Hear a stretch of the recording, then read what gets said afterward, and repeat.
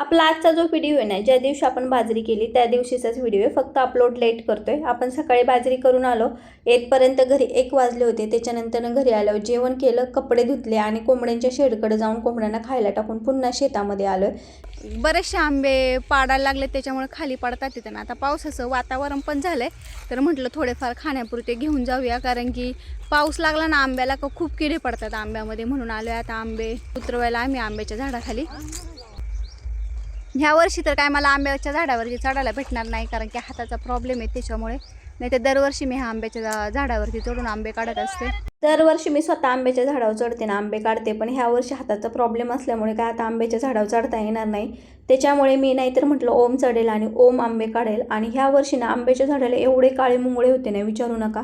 कारण की ह्या वर्षी नाही हे शेत पडीकच होतं, त्याच्यामुळे शेताला पाणी नसल्यामुळे ना ह्या झाडाला खूप मुंग्या लागल्यात आणि झाडावर चढले ना का खूप जोरात चावतात येत.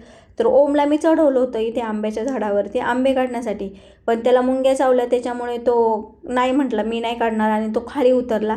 तर बघा आता ओमनी आंबे न काढताच ओम खाली उतरतोय आणि पिशवी त्याने तशीच वरती ठेवली. मला वाटलं आता ओम झाडावर चढतोय म्हटल्यावरती आता काही टेन्शन नाही, ओम सहज आंबे काढेल. पण ओम कसला, ओम लगेच खाली उतरला, म्हटला नाही मी काय झाडावर चढणार नाही, खूप मुंगळे चावतात. मग आता मी म्हटलं तर काय ऑप्शन नाही, मग मी घरी जाऊन चेअर घेऊन आले आणि वरती चढायला सुरुवात केली. आईने थोडासा खालून मला धक्का दिला आणि मी झाडावर चढले. मुंगळे तर भरपूर होते, त्याच्यामुळे ना केस वगैरे असे मी स्कार्फने पहिले टाईट बांधून घेतले, कारण की केस मोठे असल्यामुळे ना खूप फांद्यांमध्ये अडकतात आणि ओढले जातात आणि मुंगळे पण खूप होते. म्हटलं डोक्यावरती चढायला नको म्हणून स्कार्फ बांधून घेतला आणि चढली झाडावरती. तर मुंबईला वगैरे तसे भरपूर आंबे भेटतात, पण ते केमिकलमध्ये पिकवलेले असतात, म्हणून माझा नेहमी प्रयत्न असतो की मी जेव्हा गावी येईल तेव्हा गावावरून थोडेफार आंबे घेऊन जाईल.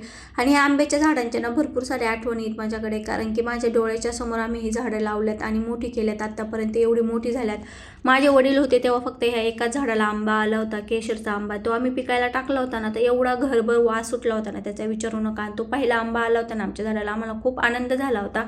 माझे वडील गेले त्या वर्षी ना भरपूर आंब्याच्या झाडाला आंबे आले, पण त्यांना डॉक्टरने आंबट खायला सांगितलं नव्हतं, त्यामुळे माझ्या वडिलांना काय आंबे खायलाच भेटले नाही. त्यांनी हे स्वतःच्या हाताने रोपं तयार करून ही झाडं लावली होती. ज्यावेळेस ह्या झाडांना पाणी भेटत नव्हतं तेव्हा आम्ही विहिरीवरून डोक्यावरून पाणी आणायचो आणि ह्या झाडांना घालायचो. ही झाडं जी आहेत ना ती आमच्या डोळ्याच्या समोर मोठी झाल्यात, त्याच्यामुळे ना खरंच खूप असं छान वाटतं ही झाडं बघितल्यावरती. आणि नेहमी मी जेव्हा आंबे काढते ना तेव्हा नेहमी मला माझ्या पप्पांची आठवण होते, कारण त्यांना नेहमी असं वाटायचं की आता ह्या वर्षी आंब्याच्या झाडाला आंबे येतील. वर्षी आम्ही वाट बघायचो, तर खूप वर्षानंतर ना ह्या आंब्याच्या झाडांना आंबे आले. जेव्हा पप्पांनी कलम केला त्याच्यानंतर आंबे यायला सुरुवात झाली. तर बघा अशा प्रकारे मी आता झाडावर चढली आहे. मुंगळे आहेत पण काही एवढे चावत नव्हते, पण ओमला तर काही जमत नव्हतं. मी बऱ्याच वेळा लग्नाच्या आधी पण झाडावर चढलेली आहे, बरेच मोठ्या मोठ्या झाडावर चढली आहे. आमच्या मंदिराच्या समोरच 2 चिंचेची मोठी झाडं होती, त्याच्या पूर्ण आम्ही शेंड्यावरती जायचो. आईवडिलांचा मार पण खूप खाल्लाय त्यासाठी. पावसाचं वातावरण झालंय आणि आंबे पाडायला लागलेत, तर म्हटलं थोडेसे आंबे काढूया खाण्यापुरते, कारण एकदा पाऊस लागला ना की आंब्यामध्ये खूप किडे पडतात, म्हणून म्हटलं त्याच्या आधी आंबे काढून घेऊया. तर मी चढली आंब्याच्या झाडावरती आणि हे बघा मस्त मस्त असे आंबे काढलेत. आणि आम्ही आता उद्या मुंबईला जाणार आहे, त्याच्यामुळे आम्हाला पण घेऊन जायचे, म्हणून आमच्यासाठी पण आंबे काढलेत. आणि अजून भरपूर आंबे झाडाला, हे बघू शकता तुम्ही, भरपूर आंबे झाडाला. पण आता सगळे नाही काढणार, थोडे थोडेच काढणार आहे, भरपूर आहेत अजून आंबे. मी झाडावर चढले आणि भरपूर सारे असे आंबे काढले. वरती शेंड्याला जे मोठे मोठे आंबे होते, जे उन्हाने पटकन मोठे होतात ऊन लागल्यामुळे, ते सगळ्यात वरती शेंड्याला होते, ते काढून 2 टप घरी आणले आणि अशा आता टपांनी भरलेत आणि आता इथे जुन्या घराच्या समोर आणून ठेवलेत. आणि आता ह्या जुन्या घरामध्येच पूर्ण आढी लावायची आंब्याला. तर बघा येताना मी ह्या मोठा टप आणला होता आणि त्याच्याबरोबरच ही छोटीशी गोणी पण आणली होती. एवढे सारे आंबे काढून आणलेत. आंबे काढून झाले आत्ताच आणि आता आलो फणस तोडायला. तर बघा झाडाला किती फणस लागल्यात, माझ्या पाठीमागे दिसत असतील तुम्हाला, भरपूर फणस आहेत,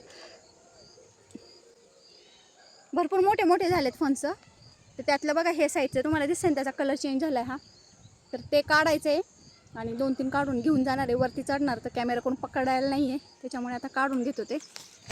किती फणस आल्यात फणसाच्या झाडाला भरपूर.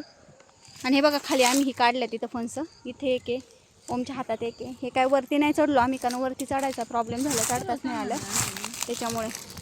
फणस काढून झाले ना, तर ते चाललो आम्ही घरी घेऊन. तर चला आजचा व्हिडिओ इथंच बंद करते. व्हिडिओ आवडला असेल तर व्हिडिओला लाईक करा, शेअर करा. व्हिडिओ पाहिल्याबद्दल सगळ्यांचे मनापासून धन्यवाद.